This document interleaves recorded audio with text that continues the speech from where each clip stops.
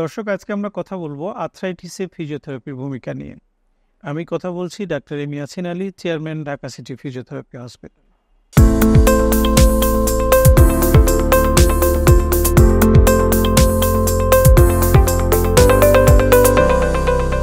দর্শক, প্রথমেই জেনে নিই যে আর্থ্রাইটিস কি।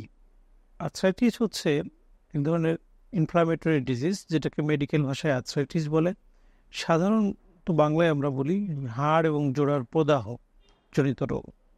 এই আর্থ্রাইটিস বিভিন্ন রকমের আর্থ্রাইটিস রয়েছে। পরিসংখ্যানে দেখা গেছে ওয়ার্ল্ডে প্রায় 100 বা তার অধিক রকমের আর্থ্রাইটিস রয়েছে। তবে আমাদের দেশে যে জিনিসগুলো নিয়ে আমরা বেশি রোগী পেয়ে থাকি, সেই বিষয়গুলো নিয়ে আজকে আলোচনা করব। তার মধ্যে খুব কমনলি আমরা পাই যেমন rheumatoid arthritis, osteo arthritis, gouty arthritis, systemic lupus erythematosus, SLE বলে থাকি আমরা।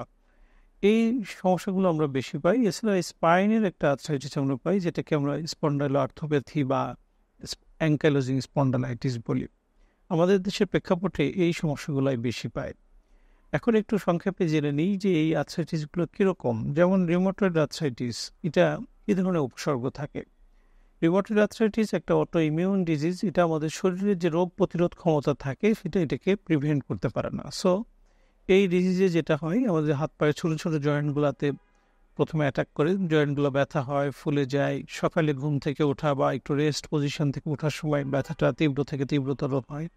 একটু হাঁটাচলা করলে ব্যথাটা কমে আসে এবং এটা ইউজুয়ালি ইয়াং এজে সাধারণত দেখা যায় যে 18 থেকে 30 বছর বয়স, এই বয়সের মধ্যে প্রথম ধরা পড়ে এবং হেরিডিটি থেকেও এটা অনেক সময় আসতে পারে। বাবা মা বা আত্মীয় স্বজনের থাকলে এটা তার ক্ষেত্রে কমনলি আমরা পেয়ে থাকি। এরপরে যদি আসি অস্ট্রিও আর্থ্রাইটিসটা মূলত এটা ডিজেনারেটিভ ডিজিজ। আমাদের বয়সজনিত কারণে হাড়ের যেমন ক্ষয় হয়, তখন আস্তে আস্তে এই ডিজেনারেটিভ চেঞ্জগুলো আসে। আমাদের জয়েন্টের ভেতরে যে ফ্লুইডগুলো থাকে, এই ফ্লুইডগুলো আস্তে আস্তে কমে যেতে থাকে, ইরোশন হয়। জয়েন্টের ভেতরে যে আর্টিকুলার ক্যাপসুল বা অন্যান্য উপাদানগুলো থাকে, এগুলোতে ইরোশন হয় বা ক্ষয় হয়, তখন এটিকে আমরা অস্ট্রিও আর্থ্রাইটিস বলি। এটা সাধারণত অ্যাবাভ 40 হলে মানুষের এই ডিজেনারেশনগুলো শুরু হয়। যেমন চুল পেকে যায়, ঠিক তেমনই হাড়ের ক্ষয় হতে থাকে। তো এই ডিজিজটা মূলত ইলার্লি সিটিজেন বা সিনিয়র সিটিজেনদের হয়ে থাকে। এরপরে যদি আমরা দেখি, সেটা হলো গাউটি আর্থ্রাইটিস। এই গাউটি আর্থ্রাইটিসটা মূলত আমাদের শরীরে রক্তে ইউরিক অ্যাসিড নামে একটা উপাদান আছে। সেই উপাদানটা যখন বেড়ে যায়, তখন এটা আমরা ইউরিক অ্যাসিড জনিত সমস্যা বা গাউটি আর্থ্রাইটিস বলে থাকি।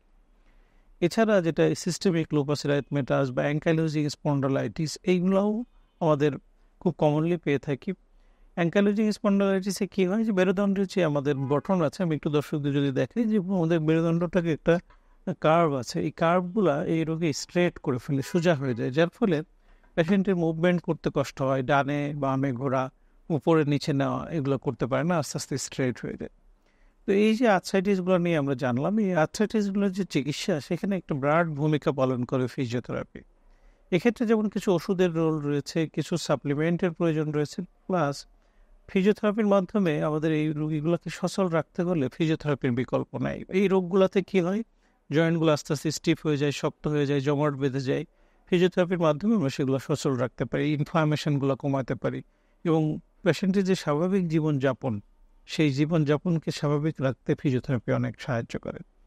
তবে এক্ষেত্রে আমাদের জানা থাকা দরকার যে কখন কোন ধরনের ফিজিওথেরাপি লাগবে। সেজন্য আসলে যত্রতত্র ফিজিওথেরাপি নিয়ে অনেকে অনেক সময় উপকার বিপরীত আমাদের কাছে এসে বলে যে অনেক ফিজিওথেরাপি নিচ্ছে, উপকার পাচ্ছে না। এই জন্য দর্শকদেরকে বলবো যে আপনি ফিজিওথেরাপি নেওয়ার ক্ষেত্রে অবশ্যই একজন বিশেষজ্ঞ ফিজিওথেরাপি চিকিৎসকের পরামর্শ নেবেন এবং তার প্রেসক্রিপশন অনুযায়ী ফিজিওথেরাপিটা কন্টিনিউ করবেন।